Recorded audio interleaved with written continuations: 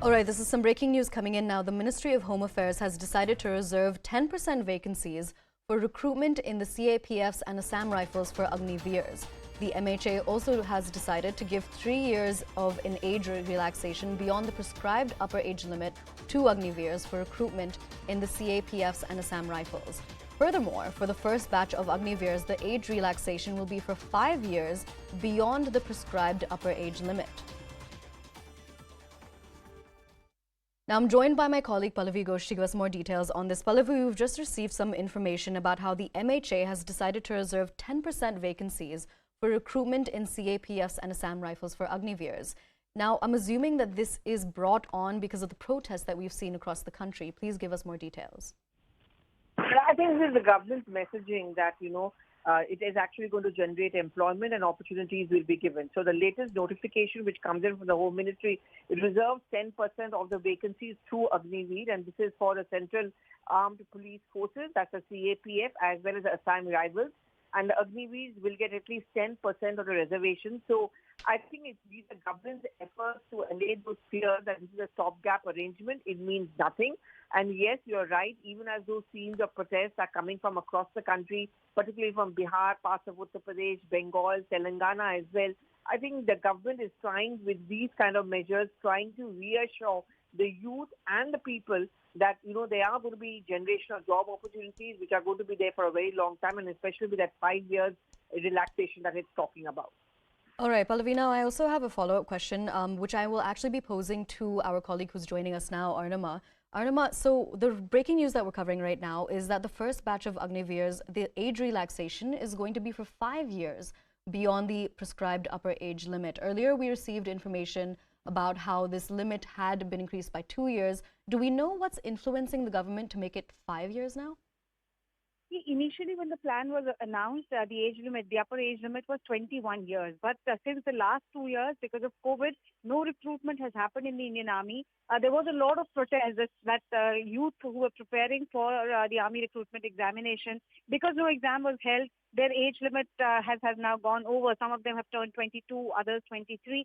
So keeping into account, the government amended that upper age limit and said that for the Agniveer scheme, which means recruitment for the Indian Armed Forces, it will be 23. Now, what the HMO India is saying is that as far as recruitment for the Assam Rifles and other CAPFs are concerned, once you reach that age limit, and this is only in the first batch, this initial batch of recruitment that is happening, there the upper age limit is 23 years. And once you turn 23, you can then apply for Assam Rifles and you can apply for other paramilitary forces.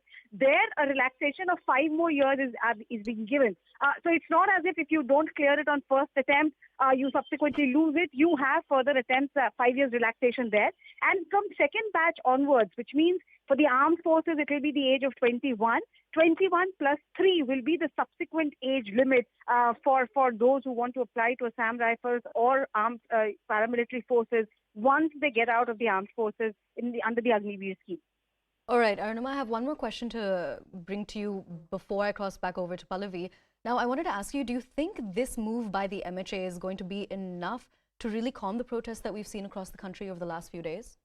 Well, at least that's what the government is hoping. It's hoping that it will be able to bring the protesters back into confidence. These are protesters who aim to serve the country. These are protesters who want to join the Indian Armed Forces. So there is some degree of patriotism, some degree of discipline that is expected out of them. And the government's move is definitely hoping that, they will be able to convince these protesters that, all right, your concerns have been taken into account. And therefore, if not the armed forces, at least in the paramilitary, there will be more attempts for you. However, the big point for the protesters remains the issue of pension, the issue of job stability, the issue of what after.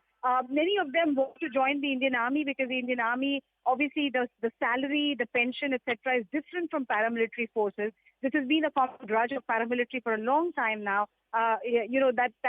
Even though a BSF personnel and an Indian Army personnel might die along the line of control, the remuneration their families get after their death will be different for the Army Jawan and for the BSF Jawan. So that comparison has always been there, and that's what makes the Indian Armed Forces more lucrative. And that is why the protest has been going on, that we want to join the armed forces, we want that job stability, that pension.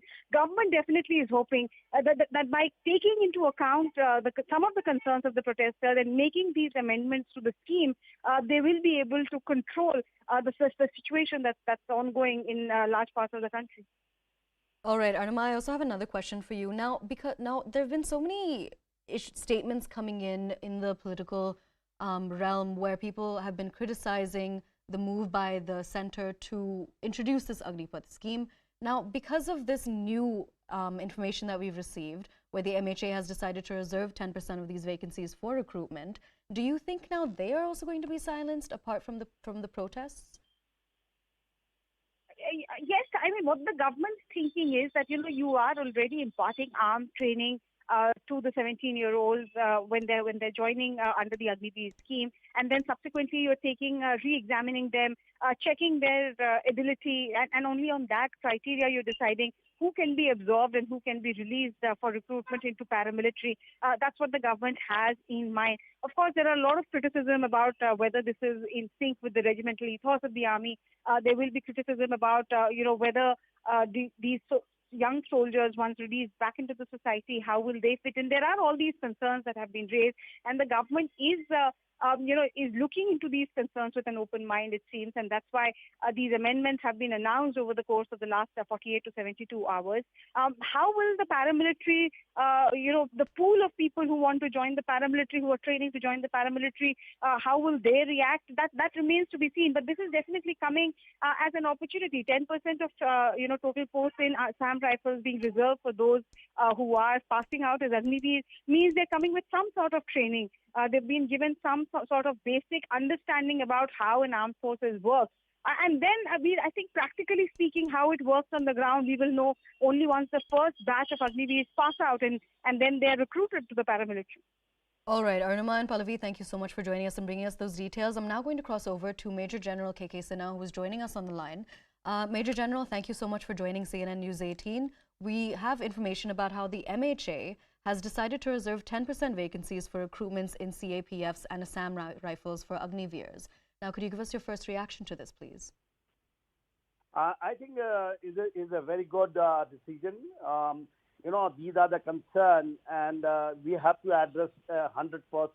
The youth can't be wasted like this, and especially the trained youth. And I think it is one of the best decisions, because we have been suggesting this. We have been saying this. These people who are selected a deep selection into the armed forces, they are first, the selected lot. Second thing, they have got, training of 4 years.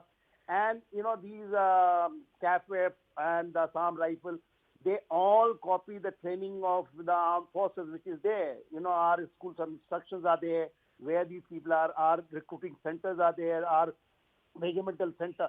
So all training of these CPF is also based on the army way, the way we are trained. And these are the battle-hardened soldiers will be there who knows what exactly is security and how actually deal with it. There are people who have been saying that the requirement of paramilitary is different. It is not at all. These are all, the people do not understand what is the security. Everything, all security forces more or less same. The standards of the armed forces are very, very high. They have set their standards. It has got lot of spirit, lot of regimentation, lot of discipline, lot of understanding of ground, how to operate. So it will add to the cutting edge, or the when we say the quality of your paramilitary forces is also going to be increased if these people are absorbed. I think it is one of the very good decisions. The government should have been announced earlier. Now it is coming. It will address the all concern of the people who are agitating and they have got apprehension.